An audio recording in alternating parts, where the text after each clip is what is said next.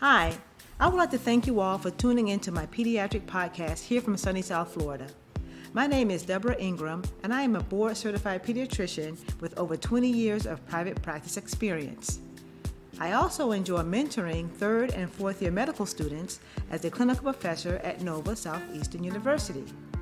In addition, I proudly work closely with my community to bridge the gap in healthcare as a medical leader in my church and in my private practice. And again, I welcome you all on this journey with me as we share and gain knowledge in creating a healthy and playful medium in which we raise and mentor healthy, independent children of tomorrow. And if you find information in this podcast helpful, do feel free to share with a friend. Welcome to Season 1, Episode 1 of Healthy Beginnings. Why is it at this point in your career that you decided to go ahead and start a podcast? Well, the answer to that question has to do with my day-to-day office interactions with patients, young moms, young fathers who have these concerns and they just not sure where to go with their concerns, if they should be concerned, what resources are available for my concerns, and am I overthinking things? And if not, how can I best help my child get through this hump in their development? And thus, you find me here on a podcast discussing pediatric development.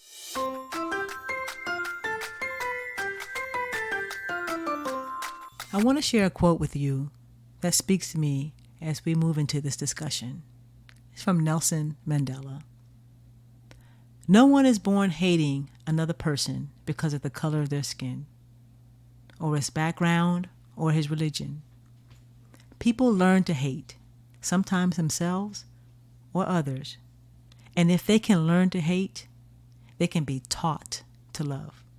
For love comes more naturally to the human heart. My reasoning for choosing this topic as my first episode has to do with just in society when I see it doesn't matter your economic, class or your ethnic background or your religious beliefs, that every society that we're seeing more and more just unexplained violence. And unexplained violence, I see it has a similar undertone. And the undertone that I'm seeing is that a lot of these individuals who are engaging in this massive destruction they seem under-socialized. They're not in tune with the human factor of life. And as I do my job day to assist and help parents with development of their children, I see more and more children that are under-socialized as well, and their under-socialization, it propagates into relationships, not just in their toddler, in their preschool years. It affects how they relate to, siblings, teachers, other authority figures, and, there's just their other peers. And the fact that, children can't relate to other children when that's the most carefree, free-spirited, just fun for no absolute reason. They just can't relate and enjoy each other's company. And children there's something missing, or there's a block there that they can't socialize one with another without the major factor of that socialization being aggressive or a lack of communication or getting their feelings or their thoughts across to their peers. And as they grow and they don't have an understanding of how they feel and how to communicate that, or even appreciate in the room others who might have concerns or thoughts or feelings, we're creating more and more under-socialized adults that just feel like my only outlet of expression is going to be unexplained violence. And I think it's enough. I think we've seen enough. Let me share some definitions that'll help with this topic matter as we move forward in this discussion. The first definition I want to attack is a socialization. It refers to the process in which that children are learning the norms, they're learning the values, they're learning behaviors and social skills that are appropriate for their social position as children, and thus that shapes their personal identity. Peer-to-peer socialization is very important to children. It's the crux of how they learn to share and be patient. There's no routine daily interaction with an adult 24 hours a day where a child is going to learn patience nor how to share. Other children teach children patience, because an adult, after a while, when you're watching the game, whether you have to go and cook or whether you just, and you end up going, okay, here, you give in. I promise you another child will never give in. Your child will have to wait their turn. I've never seen another child say, well, okay, here. It's not going to happen. Children teach children patience. And so if a child is in the company of adults all the time, 24/7, basically sun up, sun down, they don't get a true view of the world and their place in it, really. Their place is that there's times when you're first and sometimes when you're not first. And it depends on the circumstances of the other, people in the room. And, children being around their peers, it's just a whole host of interactions and nuances that they experience and that they take note of and that they, share in, that you just can't get from just being under an adult all the time. And I do get it. I do have a lot of patients who have kids with socializing, issues. They're just under socialized. They're not around kids, cousins, or family members on a routine basis. And then when they do have the opportunity, the parents get concerned because they see that their kid is acting in a way that's not appropriate, like the other kids kind of fall in line and enjoy each other's company and toys and share, and they notice there's something different about their child, so they really want to extract them from those interactions, and then thus they spend more time at home alone. And then when it's time to actually, when you have to interact with your peers, when it would be pre-K or preschool, they have a hard time adjusting because they haven't learned skills, and we've limited their opportunity to gain those skills. And that's why I want to talk about socialization, that it's a purposeful thing. It's an intentional thing. Yes, you acknowledge that there's some things that are kind of, worrisome to you about your child and how they relate to their peers, but you want to not delay or mask or cover that. You want to try to be proactive and get them in a setting where they can both, best grow and best, learn their place in relationships, and it is important for your child to develop and grow in a relationship because it also teaches them about who they are. Are they the peacemaker? Are they the tattletale? Are they the one that's the instigator? Are they the Channel 7 news reporter? I mean, they learn about their personality, and then there's a place for all of those personalities in our society. But at the same time, if we delay that or stifle that, it's hard for them to adjust and grow in their natural, peer-to-peer settings. Now, primary socialization. This is social learning experienced during early childhood from the immediate family's interaction. It's in your family household during your child's first 4 to 5 years of development. This form of socialization, it has a very strong maternal character. The family is that primary influence that affects your child's moral profile. And the moral profile has to do with what your child honestly thinks is a sense of right and what is wrong. And that is coming primarily from that family unit. Children learn how to function and thus imitate the behaviors that they see in the home, the location of their primary socialization. They learn those activities and they learn to trust.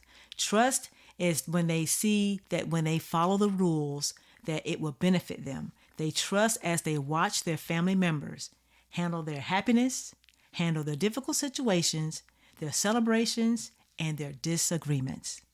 And secondary socialization. This is socialization that occurs outside of the child's home, such as daycare or a preschool setting.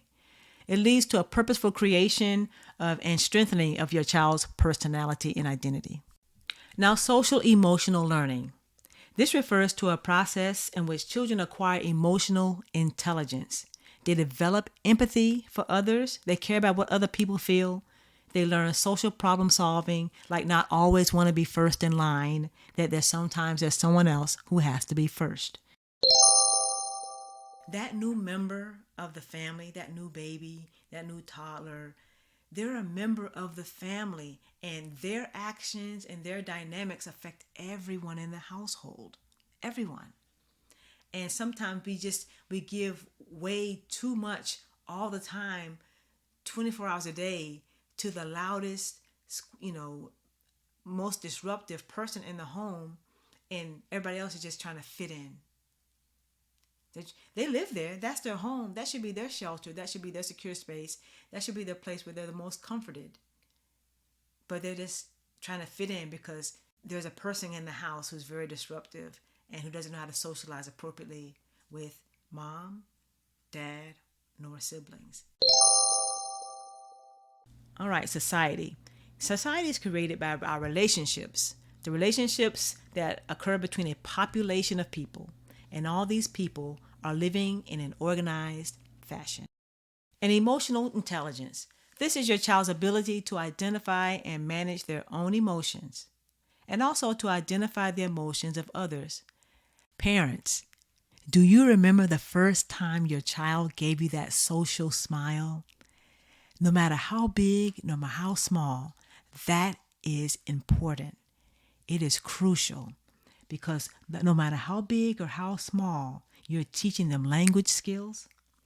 And as they develop, they learn how to cope with emotions. Sometimes it's hard, but the person who can actually read the emotions or the personalities in the room is the most aware and the most insightful person in the room. We want to develop that skill in our children. And this is where emotional intelligence comes into play. Being able to read when someone else is sad, happy, or even upset. Let's get into some of the benefits of positive socialization. All right. So primary and foremost is communication and language skills. A lot of kids act out. A lot of kids are more aggressive. A lot of kids use other physical means of communication because you don't understand their language. Once we get that under, in hand, then you'll notice that your child's communication skills and the way they interact with their environment is much more acceptable. In addition, they learn empathy and how other people are feeling, and they react accordingly to how the other people are feeling. They're aware. They respect other people's boundaries. They actually develop confidence in their own abilities when people respond to them in a more positive way because of the way they communicate now. And also they learn to value the differences of other people around them, and they take responsibility actually for their own actions once they realize how their behaviors affects others around them.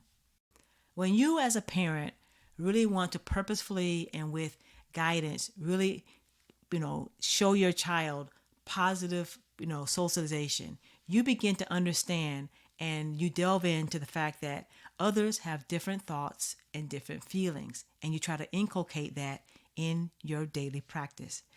You really feel that you teach your child that most people have the same feelings that they're experiencing: happiness, angerness, disappointment, sadness.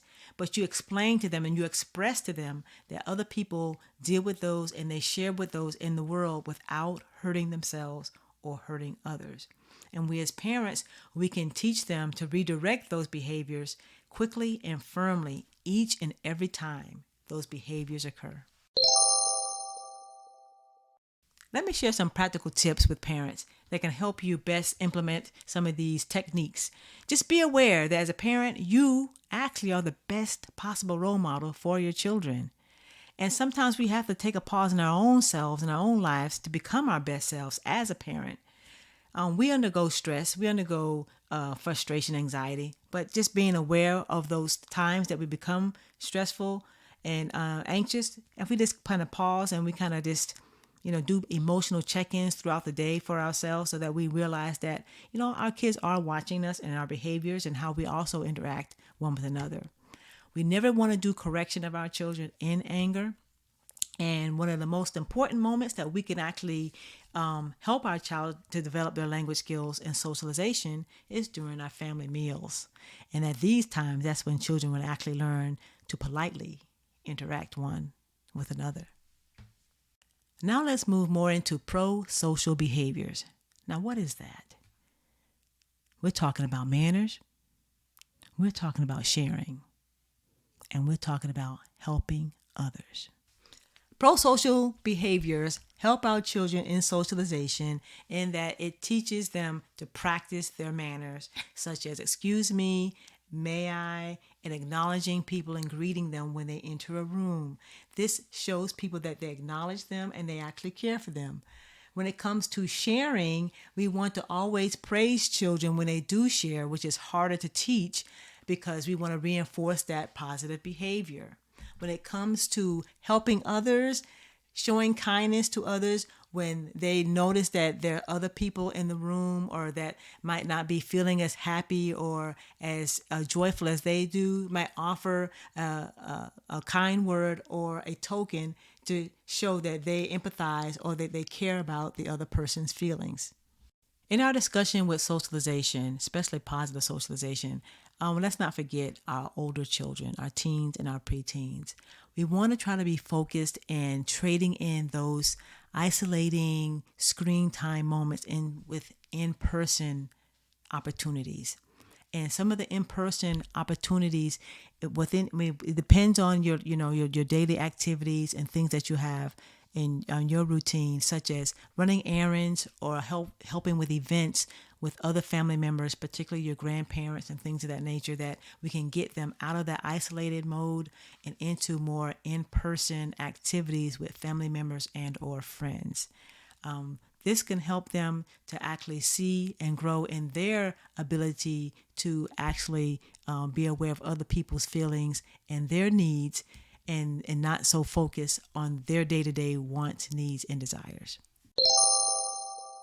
A question I do get asked often in my primary practice is what can I expect from my child engaging in primary socialization? When you're doing purposeful socialization with your child in the home, you can expect increased communication, your child being more empathetic and then showing more concern of people around him or her, and more pro-social behaviors. I just want to share with parents that just being aware that your child's socialization is invaluable to their growth and development as they learn in this world, as they realize their worth and their contribution to their social settings. I mean, when your child, you leave them with grandmas, when you leave them and you're in the church nursery, or where you drop them off at pre-K or kindergarten, they're adding to the wealth and value of everybody else's socialization based on what you've deposited in them at home, which is where it all begins. How your child begins to socialize starts at the home, and it actually helps to grow and adds worth in society so that they move forward in a more positive and encouraged manner. And let's continue our conversation, and I would love to hear your feedback in the comments below.